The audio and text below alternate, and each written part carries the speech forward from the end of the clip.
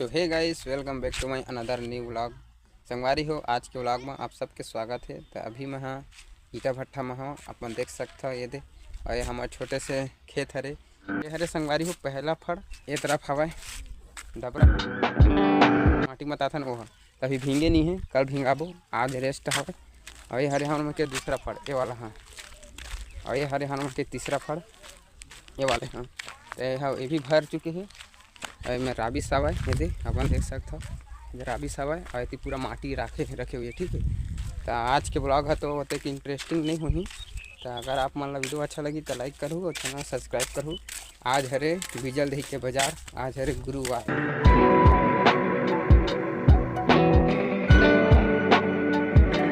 आज बाजार जाना है।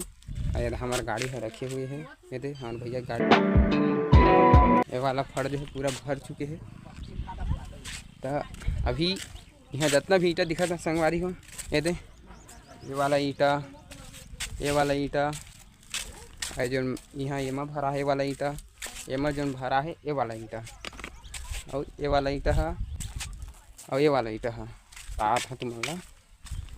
और ये जो है अभी अभी आज बना है, अभी गीला है तो ये बचे है और ये वाला पूरा बचे है।